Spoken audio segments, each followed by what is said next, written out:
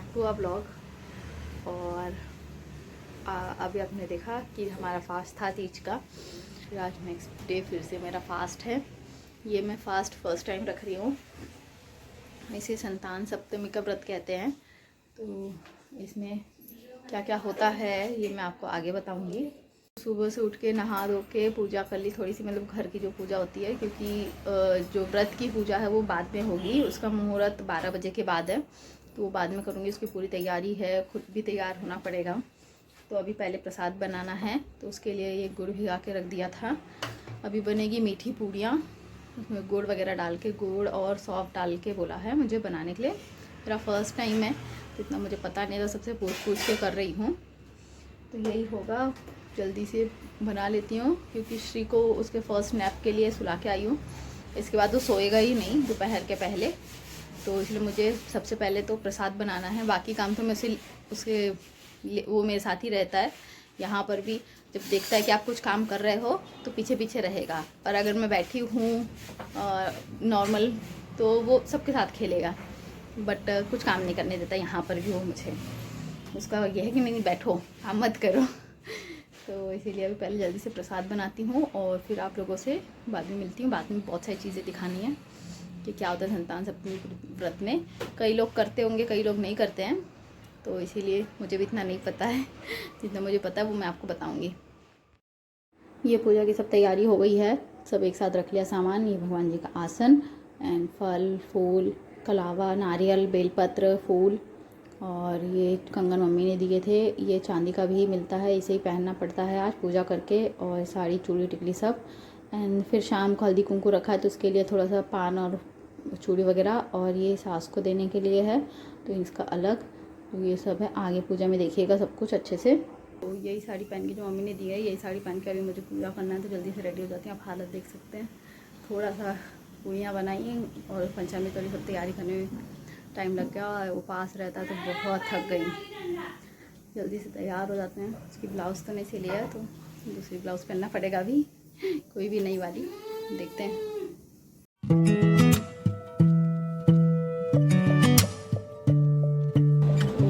Ready हो गई हूँ, पूरा लोग आपने देखा। जल्दी से पूजा कर लेते हैं क्योंकि 12:15 का कुछ मुहूर्त था, 12:30 बज चुके हैं।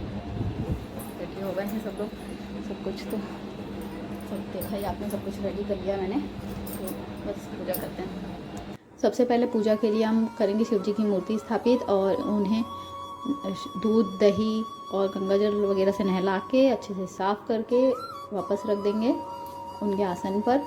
और फिर बाकी भगवानों को भी गंगाजल वगैरह छिड़क देंगे। फिर पान और हल्दी और सुपारी स्थापित करी, मतलब गौरी गणेश रखा। एंड फिर सबको हल्दी कुंकू बराबर लगा के कलश भी बना लिया। तो कलश पर भी नारियल ऐसे भी चढ़ा सकते हैं या कलश बना के भी चढ़ा सकते हैं। और सबसे पहले दिया जलाएंगे, फिर दिया जलाकर फूल, बेलपत्र, फल सब कुछ रखेंगे। यहाँ पे कलावा चढ़ा रही हूँ सबको थोड़ा थोड़ा, और फिर अपने लिए भी चढ़ा दिया है अपने नाप से। और ये कंगन था चांदी का, उसकी पूजा करेंगे क्योंकि पूजा के बाद फिर उसे पहनेंगे। तो श्री भी आ गया, देखिए मस्ती करते हुए, और सब चढ़ा दिया। देखिए फल, और ये जो पूड़ी और चनामृत बनाया था इसे भी चढ़ा दिया है। 7 पूड़ियाँ अपने लिए, 7 पूड़ी भगवान जी के लिए, और जो भगवान जी को प्रसाद है वो सब में बांटूंगी और मैं नहीं खाऊंगी। और जो 7 पूड़ियाँ हैं वो एक बार में ही खानी है मुझे। और ये चढ़ा दिया श्रृंगार का सामान, मैंने अपनी सास के लिए लिया है। और ये हल्दी कुंकू का भी है, इसे भी पान और सुपारी और चूड़ी और केला, और जो प्रसाद रहेगा वो इतना देती हूँ मैं हल्दी कुंकू में। और ये मिठाई वगैरह ये सब देखिए सब चढ़ा दिया। पूजा हो गई है, अब पढ़ेंगे कहानी। संतान सप्तमी व्रत कथा। एक दिन महाराज युधिष्ठिर ने भगवान से कहा, प्रभु कोई ऐसा उत्तम व्रत बतलाइए जिसके प्रभाव में मनुष्य के अनेकों सांसारिक कलेश दूर होकर वे पुत्र एवं पौत्रवान हो जाएं। यह सुनकर भगवान बोले, हे राजन, तुमने बड़ा ही उत्तम प्रश्न किया है। मैं तुमको एक पौराणिक इतिहास सुनाता हूँ, ध्यानपूर्वक सुनो। एक समय लोमश ऋषि ब्रजराज की मथुरापुरी में वासुदेव देवकी के घर ऋषिराज को आया हुआ देख करके दोनों अत्यंत प्रसन्न हुए तथा उत्तम आसन पर बैठाकर उनका अनेक प्रकार से वंदन और सत्कार किया। फिर मुनि के चरणोदक से अपने घर तथा शरीर को पवित्र किया। वह प्रसन्न होकर उनको कथा सुनाने लगे। कथा के कहते लोमश ने कहा कि हे देवकी, दुष्ट दुराचारी पापी कंस के तुम्हारे कई पुत्र मार डाले, जिसके कारण तुम्हारा मन अत्यंत दुखी है। इस प्रकार राजा नशुद की पत्नी चंद्रमुखी थी अपने दुखी रहा करती थी, किंतु उसने संतान सप्तमी का व्रत विधि विधान सहित किया, जिसके प्रताप से उसको संतान का सुख प्राप्त हुआ।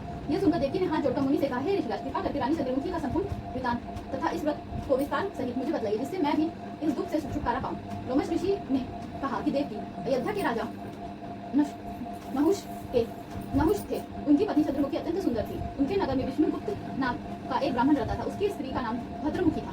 वह भी अत्यंत रूपवती सुंदर थी। रानी और ब्रह्माणी में अत्यंत प्रेम था। एक दिन वे दोनों सरयू नदी में स्नान करने के लिए लोमश ऋषि ने कहा, हे देवकी, भूषण ब्रह्माणी के मुख से अपने पूर्व जन्म की कथा तथा व्रत संकल्प इत्यादि सुनकर रानी को पुरानी बातें याद आ गई और पश्चाताप करने लगी तथा भूषण ब्रह्माणी के चरणों में पड़कर क्षमा याचना करने लगी और भगवान शंकर पार्वती जी की अपार महिमा के गीत गाने लगी। उस दिन से रानी नियमानुसार संतान सप्तमी का व्रत किया, जिसके प्रभाव से रानी को संतान सुख भी मिला तथा संपूर्ण सुख होकर रानी शिवलोक को गई। भगवान शंकर के व्रत का ऐसा प्रभाव है कि भ्रष्ट मनुष्य भी अपने पथ पर अग्रसर हो जाता है और अत्यंत ऐश्वर्य भोग कर मोक्ष पाता है। लोमश ऋषि ने फिर कहा कि देवकी, इसलिए मैं तुमसे कहता हूँ कि तुम भी इस व्रत को करने का संकल्प अब करके अपने मन में करो और तुमको भी संतान सुख मिलेगा। इतनी कथा सुनकर देवकी हाथ जोड़कर लोमश ऋषि से पूछने लगी, हे ऋषिराज, मैं इस पूरी उपवास को अवश्य करूंगी, तो आप ने इस व्रत का विधान नियमानुसार किया, जिसके प्रभाव से हम उत्पन्न हुए। यह व्रत विशेष रूप से स्त्रियों के कल्याणकारी है, परंतु पुरुषों को भी संतान समान रूप से कल्याणदायक है। संतान सुख देने वाला, पापों को नाश करने वाला यह उत्तम व्रत है, जिसे स्वयं भी करें और दूसरों को भी करवाएं। नियम पूर्वक जो इस व्रत को करता है और भगवान शंकर पार्वती की सच्चे मन से आराधना करता है, निश्चय ही अमर फल पैदा करने अंत में शिवलोक को जाता है। बोलो शंकर भगवान की जय। तेरी भेंट चढ़ाया, मेरी देवी पर्वत पर तेरा पार न पाया, सुहाचल चोरी तेरे अंग राजे के सर तिलक लगाया, ब्रह्मा वेद पढ़े तेरे द्वारे शंकर तिलक लगाया, नंगे नंगे पैर से तेरे सम्मुख पग बनाया, सोने का छत्र चढ़ाया, ऊंचे ऊंचे पर्वत बंधे शिवाली नीचे मुझे बनाया, सती वापर तेरा मत कलयुग राज सराया, धूप दीपक नैवेद्य आरती मोहन भोग लगाया, ध्यान भगत मैया तेरी गुण गाय हम मनवांछित फल पाया, सुन मेरी देवी पर्वत वासिनी तेरा पालन पाया।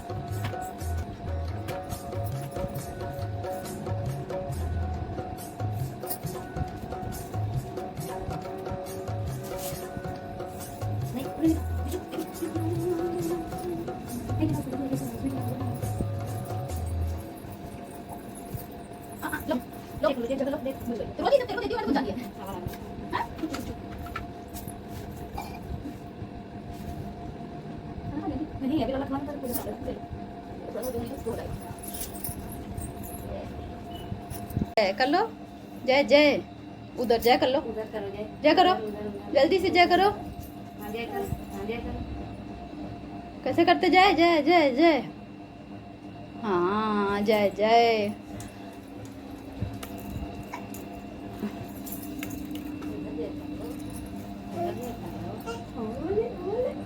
Clap clap.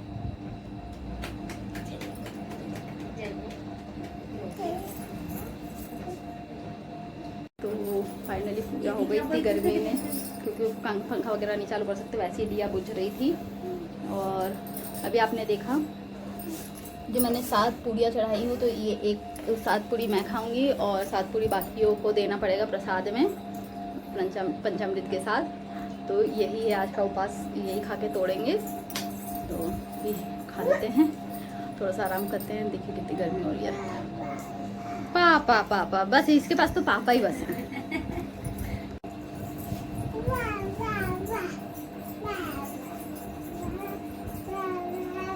लो तुम्हारे नाम का पहन ली, चलो चलो चलो और रख दो, चलो।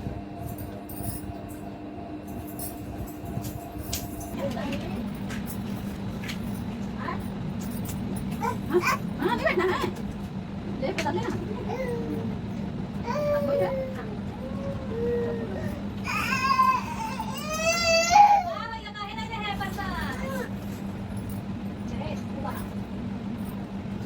सभी जब तक कपड़े खाएगी तुम बड़ी खाएगी, ले रखी मैंने।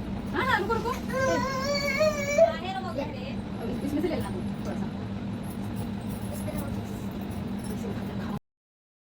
और अब शाम हो गई है, चेंज वगैरह करके। ये मेरी फ्रेंड है और सिस्टर भी आपने देखा था पहले ही ब्लॉग में, और आंटी को आप जानते हैं। और एक जन है, उन्हें भी बुलाया था, वो थोड़ा लेट हो गई हैं, तो उन्होंने कहा स्टार्ट कर दें। बगल में ही रहती हैं वो, हमारे वो फ्रेंड ही है मेरी। तो हल्दी कुंकू कर रही हूँ। हल्दी कुंकू करके और प्रसाद दे देंगे सबको। और श्री लगा हुआ अपनी मस्ती में, सब लोग बैठे हुए थे। नन्हे के पास जाओ, उसे भी खेला जा। ऐसे खड़ा जाओ तुम भी। आ जाओ। हां ये भी अपने ये पकड़ ले फिर जाएगा। ये अंदर हम जाता दिखा था। हां चलो कर ले तो नहीं हो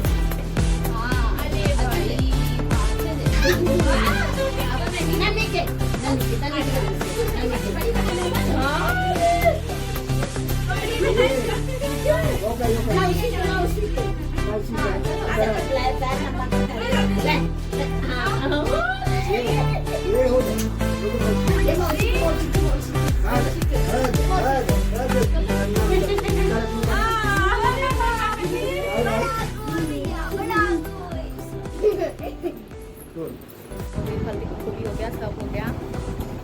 आराम करते हैं, बहुत थक गए। खाना वगैरह तो खाना नहीं है आज, कुछ आराम करना है। तो और आपसे मिलते हैं नेक्स्ट ब्लॉग में।